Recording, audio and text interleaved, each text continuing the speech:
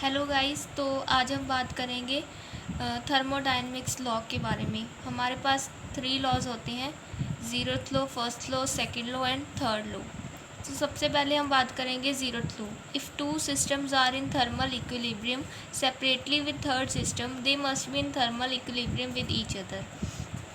इसको हम एक एग्जांपल लेके समझते हैं। जैसे कि हमारे पास 3 कप हैं, तो 3 कप है, हम पहले 2 कप फर्स्ट है ए और बी सेकंड, इनको हम एक बॉक्स में रखते हैं जिनकी एनर्जी ना ही एक्सटर्नल एनर्जी अंदर आ रही है और ना ही इंटरनल एनर्जी बाहर जा रही है। तो इससे क्या होगा, मान लीजिए इसका टेम्परेचर 15 डिग्री है, इसका भी टेम्परेचर 15 डिग्री है, और ये वाला हमारा बाहर वाला, इसका टेम्परेचर हमारा क्या है, 30 डिग्री है।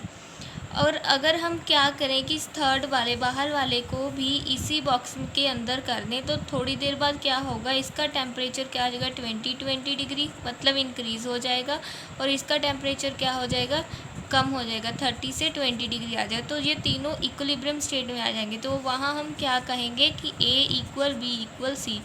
तो यही हमारी स्टेटमेंट कह रही है कि अगर टू सिस्टम थर्मल इक्विलिब्रियम में है, थर्ड वन उनसे सेपरेट है, तो अगर हम उसको भी इनके साथ ले आएँ तो वो तीनों आपस में क्या हो जाएंगे, एक दूसरे में थर्मल इक्विलिब्रियम आ जाएगा। तो ये हमारा ज़ीरोथ लॉ है। आगे है हमारा फर्स्ट लॉ।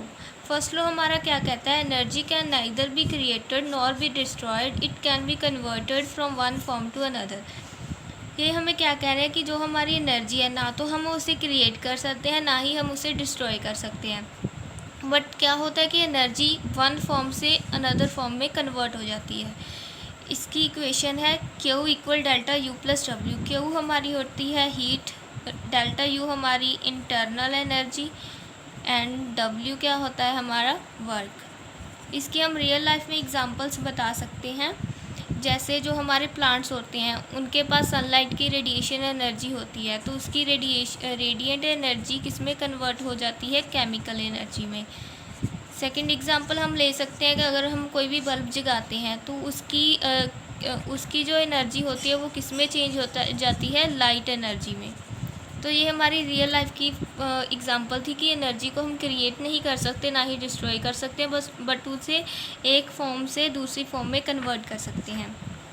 आगे है हमारे पास सेकंड लॉ। सेकंड लॉ की 2 स्टेटमेंट है हमारे पास। पहली है केल्विन प्लैंक की statement, it is impossible to construct an engine which give 100% efficiency, there are no other effect except work.